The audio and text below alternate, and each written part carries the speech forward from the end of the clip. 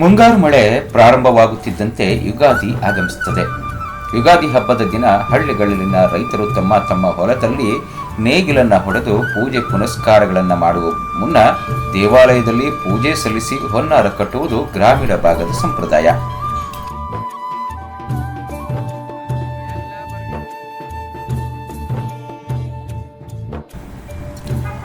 ಹಾಸನ ಜಿಲ್ಲೆಯ ಕುಂಬೇನಹಳ್ಳಿ ಮತ್ತು ಡೈರಿಶೆಟ್ಟಿಹಳ್ಳಿ ಗ್ರಾಮದಲ್ಲಿ ತಲತಲಾಂತರದಿಂದ ಯುಗಾದಿ ಹಬ್ಬವನ್ನು ಹೊನ್ನಾರು ಕಟ್ಟಿ ಆಚರಿಸಿಕೊಂಡು ಬರಲಾಗ್ತಿದೆ. ಹೊಸ ವರ್ಷ ಸಂವತ್ಸರದಲ್ಲಿ ರೈತರು ಎತ್ತುಗಳನ್ನು ಸಿಂಗಾರ ಮಾಡಿ ಭೂಮಿ ತಾಯಿಗೆ ಪೂಜೆ ಮಾಡಿ ಹೊನ್ನಾರು ಹೂಡುವುದು ಸಂಪ್ರದಾಯ.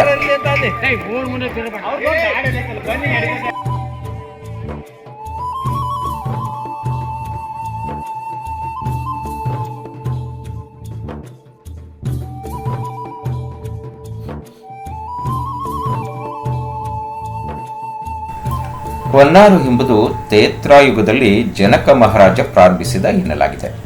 ಮುಂಜಾನೆ ಎದ್ದು ಗ್ರಾಮಸ್ಥರುಗಳು ಎಣ್ಣೆ ಸ್ನಾನ ಮಾಡಿ ದೇವಾಲಯಕ್ಕೆ ಬಂದು ಪಂಚಾಂಗ ಶ್ರಾವಣ ಓದಿಸ್ತಾರೆ. ಯಾರ ಹೆಸರಿಗೆ ಹೊನ್ನಾರು ಕಟ್ಟುವುದೆಂದು ಹೇಳಲಾಗುತ್ತದೆಯೋ ಅವರು ತಮ್ಮ ಎತ್ತುಗಳನ್ನು ಶೃಂಗಾರ ಮಾಡಿ ದೇವಾಲಯದಲ್ಲಿ ಪೂಜೆ ಸಲ್ಲಿಸಿ ಹೊನ್ನಾರು ಹೂಡುತ್ತಾರೆ. ಇನ್ನು ಗ್ರಾಮದಲ್ಲಿ ರೈತರು ಸಾಮೂಹಿಕವಾಗಿ ಮಾಡಿದರೆ ಕೆಲವು ಗ್ರಾಮಗಳಲ್ಲಿ ಓರ್ವ ವ್ಯಕ್ತಿ ಮಾತ್ರ ಹೊನ್ನಾರು ಕಟ್ಟುತ್ತಾರೆ. ರೈತರು ಹೆಗಲಿಗೆ ಹಸಿರು ಶಾಲು ಹಾಕಿಕೊಂಡು ಎತ್ತುಗಳಿಗೆ ಪೂಜೆ ಸಲ್ಲಿಸಿ ಅವುಗಳಿಗೆ ನೈವೇದ್ಯ ಕೊಟ್ಟು ನೇಗಿಲ ಹಿಡಿದು ಭೂಮಿ ಉಳುಮೆ ಮಾಡುತ್ತಾರೆ. ಗ್ರಾಮದ ಸಂಜೀವಿನಿ ಆಂಜನೇಯ ದೇವಾಲಯಕ್ಕೆ ಸಿಂಗಾರಗೊಂಡ ಎತ್ತುಗಳನ್ನು ತಂದು ಅವುಗಳಿಗೆ ನೇಗಿಲ ಜೊತೆ ನೊಗವನ್ನು ಕಟ್ಟಲಾಗುತ್ತದೆ. ಬಳಿಕ ಗ್ರಾಮದ ದೇವತೆಗಳಾದ ಆಂಜನೇಯ ಮತ್ತು ಸತ್ಯಮ್ಮ ಶೆಟ್ಟಾಳಮ್ಮ ದೇವಾಲಯದಿಂದ ಹೊರಟ ಹೊನ್ನಾರು ಟಮಟೆ ಜಾಗಟೆ ಮೇಳದೊಂದಿಗೆ ಪ್ರಮುಖ ಬೀದಿಗಳಲ್ಲಿ ಮೆರವಣಿಗೆಗೆ ಬಂದು ವಿಶೇಷ ನೇಗಿಲ ಹುಡಿ ವರ್ಷದ ಮೊದಲ ಉಳುಮೆ ಮಾಡಿ ಯುಗಾದಿ ಸಂವತ್ಸರದ ಪ್ರಕಾರ ಹೊಸ ವರ್ಷವನ್ನು ಹಾಗೂ ಯುಗಾದಿ ಹಬ್ಬವನ್ನು ಆಚರಿಸಲಾಗುತ್ತದೆ. ವಿಜ್ಞಾನ ಎಷ್ಟೇ ಮುಂದುವರೆದ್ರೂ ಜ್ಞಾನದಿಂದ ವಿಜ್ಞಾನವೇ ಹೊರತು ವಿಜ್ಞಾನದಿಂದ ಏನು ಜ್ಞಾನ ಅಲ್ಲ. ಈ ಹೊನ್ನಾರು ಸಂಪ್ರದಾಯ ಅಂತಕ್ಕಂಥದ್ದು ನಮಗೆ ತ್ರೇತಾಯುಗದಲ್ಲಿ ರಾಮಾಯಣನ ಕಾಲದ ಘಟ್ಟದಿಂದಲೂ ಬರ್ತದೆ. ಜನಕ ಮಹಾರಾಜ ಈ ಹೊನ್ನಾರು ಕಟ್ಟುವ ಒಂದು ಪದ್ಧತಿಯನ್ನು ನಮ್ಮ ಪುರಾಣ ಇತಿಹಾಸಗಳು ನಮಗೆ ಪರಂಪರೆಯಾಗಿ ಬಂದಿದೆ.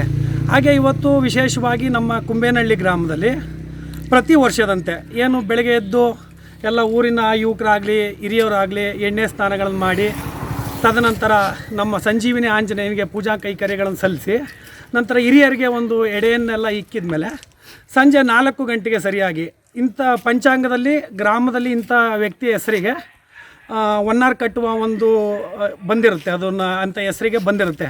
ಆ ವ್ಯಕ್ತಿಗೆ ಮೊದಲೇ ನಾವು ತಿಳಿಸಿರ್ತೀವಿ. ಅವರು ಶುಚಿರ್ಭೂತರಾಗಿ ಪೇಟಾದಾರಿಯಾಗಿ ಮೈಸೂರು ಪೇಟವನ್ನು ತೊಟ್ಕೊಂಡು ಅವರು ದೇವಸ್ಥಾನದ ಹತ್ರ ಬಂದು ಅಲ್ಲಿ ಸಂಜೀವಿನಿ ಆಂಜನೇಯಗೆ ಪೂಜಾ ಕೈಕರ್ಯಗಳನ್ನು ನೆರವೇರಿ ನಮ್ಮ ಒಂದು ರಾಸುಗಳನ್ನ ನಾವು ಇಂಥ ಎತ್ತುಗಳು ಅಂತ ನಾವು ಗುರುತು ಮಾಡ್ತೀವಿ. ನಮ್ಮ ಗ್ರಾಮದಲ್ಲಿ ಆ ಎತ್ತುಗಳನ್ನು ತಂದು ಪೂಜೆ ಮಾಡಿ ಅಲ್ಲಿ ವಿಶೇಷವಾಗಿ ನಮ್ಮ ಪುರೋಹಿತರು ಎತ್ತುಗಳಿಗೆ ಹಾಗೂ ಆ ನೇಗಿಲು ನೊಗ ಇವಕ್ಕೆಲ್ಲ ಪೂಜೆ ಮಾಡಿ ಆ ಪೂಜಾ ಕೈಕರ್ಯಗಳು ನೆರವೇರಿದ ನಂತರ ನಮ್ಮ ಗ್ರಾಮದ ಒಂದು ಸ್ಥಳ ನಿಗದಿಪಡಿಸಿದ್ವಿ ಹಿಂದಿನ ಕಾಲದಿಂದಲೂ. ಅಲ್ಲಿಂದ ನಾವು ಅಲ್ಲಿ ಪೂಜೆ ಮಾಡಿ ಸ್ಟಾರ್ಟ್ ಮಾಡಿ ಊರಿಂದ ಒಂದು ಚೆಕ್ ಬಂದಿ ಅಂತ ಇರುತ್ತೆ. ಯಾವುದೇ ಒಂದು ನಮ್ಮ ಊರಿಗೆ ಒಂದು ಚೆಕ್ ಬಂದಿಯನ್ನು ಯಾವುದೇ ಒಂದು ಇದ್ದವು ತಗೊಂಡ್ರೂ ಊರಿನ ಒಂದು ವ್ಯಾಪ್ತಿ ಅಂತ ಇರುತ್ತೆ. ಆ ಊರು ಸುತ್ತ ಬಂದು ಅದನ್ನು ಮತ್ತೆ ಮೂಲಸ್ಥಾನ ನಮ್ಮ ದೇವಸ್ಥಾನದ ಹತ್ರ ಅದನ್ನು ಹೊನ್ನಾರು ಕಟ್ಟಿರೋದನ್ನು ಬಿಡ್ತೀವಿ. ಈಗ ಮಾಡೋದ್ರ ಉದ್ದೇಶ ಏನಪ್ಪ ಅಂದರೆ, ಈಗ ನಮ್ಗೆ ಯುಗಾದಿ ಆದ ನಂತರ ರೈತರಿಗೆ ಮುಂಗಾರು ಮಳೆ ಪ್ರಾರಂಭ ಆಗುತ್ತೆ. ಈ ಹೊನ್ನಾರು ಮೊದಲನೇ ಆರನ್ನು ಕಟ್ಟಿದ ಮೇಲೆ ಮುಂಗಾರು ಚಟುವಟಿಕೆ ನಡೆಸೋದಕ್ಕೆ ರೈತರಿಗೆ ಒಳ್ಳೆಯದಾಗಲಿ, ಒಳ್ಳೆಯ ಮಳೆ ಬೆಳೆ ಆಗಲಿ, ಸುಭಿಕ್ಷವಾಗಿ ರೈತರ ಬದುಕಿನಲ್ಲಿ ಮಂದಹಾಸ ಬರಲಿ ಅಂತ ಒಂದು ಉದ್ದೇಶದಿಂದ ಏನೇ ಪ್ರಪಂಚ ವಿಜ್ಞಾನ ಮುಂದುವರೆದ್ರೂ ನಮ್ಮ ಇಂದಿನ ಜ್ಞಾನದ ಆಧಾರದ ಮೂಲಕ ನಾವು ಈ ಹೊನ್ನಾರು ಕಟ್ಕೊಂಡು ಬರ್ತಾಯಿದ್ದೀವಿ. ಜನಕರಾಜ ಅನ್ನೋನು ಒಬ್ಬ ರಾಜ ಇದ್ದ. ಆ ರಾಜ ಹೊನ್ನಾರನ್ನು ಕಟ್ಟಿದರೆ ಮುಂದಿನ ಬೆಳೆಗೆ ಮಳೆ ಬೆಳೆ ಸಮೃದ್ಧಿಯಾಗಲಿ ಇಲ್ಲಿಗೆ ಮುಗೀತು. ಇಲ್ಲಿ ಯುಗಾದಿ ಹಬ್ಬದ ಹಿಂದಕ್ಕೆ ಮುಗೀತು. ಈಗ ಮುಂದಕ್ಕೆ ಬರೋದು ಮಳೆ ಬೆಳೆ ಈ ಆರಂಭ ಎಲ್ಲ ಚೆನ್ನಾಗಿ ನಡೀಲಿ ಅಂತ ಹೇಳಿ ಆ ಜನಕ ರಾಜ ನಡೆಸ್ಕೊಂಡ್ಬಂದದ್ದು. ನಾವು ಆ ರಾಜ ನಡೆದಂಗೆ ನಾವು ನಡೆಸ್ಕೊಂಡು ಬರ್ತಾಯಿದ್ದೀವಿ. ಈಗ ಏನು ಹೊನ್ನಾರು ಕೊಡ್ತೀವೋ ಆ ಭೂಮಿಲಿ ಒಳ್ಳೆ ಉತ್ತಮವಾಗಿ ಬೆಳೆ ಬರುತ್ತೆ. ಆದ್ದರಿಂದ ಪ್ರತಿಯೊಂದು ದಿವಸಲೂ ಈ ಹೊನ್ನಾರು ಕಟ್ಟಿದ ಮೇಲೆ ನಾವು ಹೋಗಿ ನಮ್ಮ ಜಮೀನಿನಲ್ಲೂ ಸುತ್ತ ಉತ್ಬಿಟ್ಟು ಬರ್ತೀವಿ.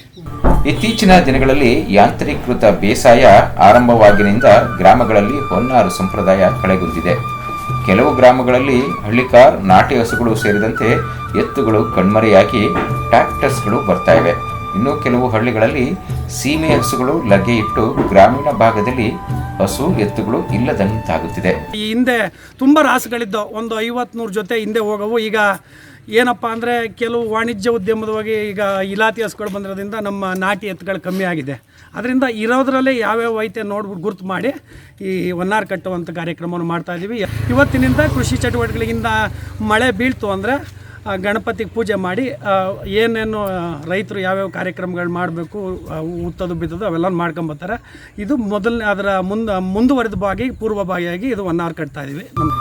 ಕೆಲವು ಗ್ರಾಮಗಳಲ್ಲಿ ಇಂದಿಗೂ ಹಿರಿಯರು ಆಚರಿಸಿಕೊಂಡು ಬಂದಿರುವ ಸಂಪ್ರದಾಯವನ್ನು ಉಳಿಸಿಕೊಳ್ಳುವುದಕ್ಕಾಗಿಯೇ ಎತ್ತುಗಳನ್ನು ಸಾಕಲಾಗ್ತಾ ಇದೆ. ಎತ್ತುಗಳಿಗೆ ಪೂಜೆ ಸಲ್ಲಿಸಿ ಅವುಗಳಿಗೆ ನೈವೇದ್ಯ ಕೊಟ್ಟು ನೇಗಿಲ ಹಿಡಿದು ಭೂಮಿ ಉಳುಮೆ ಮಾಡುವುದು ಇಂದಿನಿಂದ ಪ್ರಾರಂಭವಾಗುತ್ತದೆ. ಹೊನ್ನಾರು ಸಂಪ್ರದಾಯ ಇತ್ತೀಚಿನ ದಿನಗಳಲ್ಲಿ ಕಳೆಗುಂದುತ್ತಿರುವುದು ಅಷ್ಟೇ ಸತ್ಯ. ಸತೀಶ ಅಂತ, ಶೆಟ್ಟೇಳಿ ಗ್ರಾಮ, ಚನ್ನರಾಯಪಟ್ಟಣ ತಾಲೂಕು, ಹಾಸನ ಡಿಸ್ಟಿಕ್ಕು. ಈ ಶೆಟ್ಟೇಳಿ ಗ್ರಾಮದಲ್ಲಿ ವಿಶೇಷ ಏನಪ್ಪ ಅಂದರೆ, ನಮ್ಮ ತಾತ ಮುತ್ತಾತರ ಕಾಲದಿಂದ ಮಳೆ ಬೆಳೆಗಳಾಗಿ ಉನ್ನತವಾಗಿ ಯುಗಾದಿ ಹಬ್ಬದ ಮುಂಗಾರು ಅಂತ ಬಳಸ್ಕೊಂಡು ತುಂಬ ವಿಜೃಂಭಣೆಯಿಂದ ಬೆಳೆಸ್ತಿದ್ರು. ಇತ್ತೀಚಿನ ದಿನಗಳಲ್ಲಿ ಎಲ್ಲ ಯಂತ್ರೋಪಕರಣಗಳನ್ನು ಜಾಸ್ತಿ ಬಳಸೋದ್ರಿಂದ ದನಕರುಗಳ ಕುಂದು ಕೊರತೆ ಇರೋದ್ರ ಜೊತೆಗೆ ಮಳೆ ಬೆಳೆಗಳಾಗದೇ ಇರೋದ್ರ ಜೊತೆಗೆ ಮೊದಲೆಲ್ಲ ಊರು ಮನೆಗಳು ಕಮ್ಮಿ ಇದ್ದು, ಇತ್ತೀಚಿನ ದಿನಗಳಲ್ಲಿ ಊರು ಬಿಡ್ಜಾಯಿತು ಮತ್ತು ಸುತ್ತಮುತ್ತ ಅಕ್ಕಪಕ್ಕ ತೋಟಗಳಿಗೆಲ್ಲ ಮನೆ ಕಟ್ಕೊಂಡಿರೋದ್ರಿಂದ ಇಲ್ಲೇ 3 ಸುತ್ತು ಬಳಸಿ ಮತ್ತೆ ಇಲ್ಲೇ ಊರು ಸುತ್ತ ಹೊಡಿಬೇಕಾಯ್ತು ಕಾರ್ಯಕ್ರಮನ ಇಲ್ಲೇ ಒಂದು 2-3 ಸುತ್ತನ ದನಗಳಲ್ಲಿ ಹೊಡಿಸಿ ಯುಗಾದಿ ಹಬ್ಬಕ್ಕೆ ಊರಿನವರೆಲ್ಲ ಒಟ್ಟಿಗೆ ಹಬ್ಬದೂಟ ಮಾಡಿ ಸವಿಯುತ್ತಾರೆ.